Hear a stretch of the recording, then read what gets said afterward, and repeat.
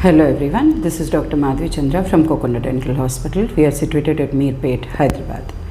ఈరోజు చిన్నపిల్లల్లో చూసే ఇంకొక ప్రాబ్లం గురించి చెప్తాను. దీన్ని టంగ్ థ్రస్టింగ్ అంటాం, అంటే నాలుక ఖర్చుకోవడం అనే ప్రాబ్లం.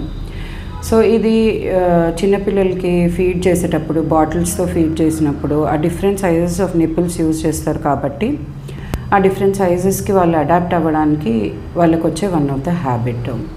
సో ఇది వేరే రీజన్స్ వల్ల కూడా, అంటే various other reasons like mouth breathing కానీ, థమ్ సకింగ్ కానీ, ఇంకేదైనా న్యూరలాజికల్ కండిషన్స్ ఉన్నా, లేకపోతే మైక్రోగ్లాసియా అంటాం, అంటే టంగ్ పెద్దగా ఉండడము, ఇలాంటి కండిషన్స్ ఉంటే కూడా చిన్నపిల్లల్లో కనిపిస్తుంది.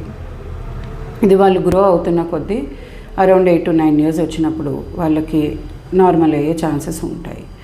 దీనివల్ల కొంతమంది పిల్లలకి టీత్ అనేవి ముందుకు రావడము, లిస్పింగ్ రావడం, అంటే కొన్ని సౌండ్స్ ప్రొడ్యూస్ చేసినప్పుడు, అంటే ఎస్ జెడ్ ఇలాంటివి మాట్లాడినప్పుడు లిస్పింగ్ రావడము, తర్వాత ఓవర్జెట్ ఓవర్ వైట్, మిడ్ లైన్ డయాస్థీమా, అంటే పళ్ళ మధ్యలో గ్యాప్ రావడం, అంటే యాంటీరియర్ టీత్ మధ్యలో గ్యాప్ రావడం, ఇలాంటి ప్రాబ్లమ్స్ చూస్తూ ఉంటాం.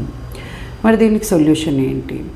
సో వీళ్ళు గ్రో అయిన తర్వాత కూడా, అంటే 8 to 9 years తర్వాత కూడా ఈ హ్యాబిట్ కంటిన్యూ చేస్తుంటే వీళ్ళకి హ్యాబిట్ బ్రేకింగ్ అప్లయన్స్ ఇస్తాం. అంటే వీళ్ళు టంగ్ థ్రస్టింగ్ అనేది జస్ట్ ఓన్లీ ఒకటే ప్రాబ్లం కాదు, వేరే ప్రాబ్లమ్స్ వల్ల కూడా వస్తుంది కాబట్టి ఆ ప్రాబ్లమ్స్ సాల్వ్ చేసుకుంటూ అలాగే బ్రేకింగ్ అప్లయన్స్ ఇస్తే నార్మల్ అవుతుంది.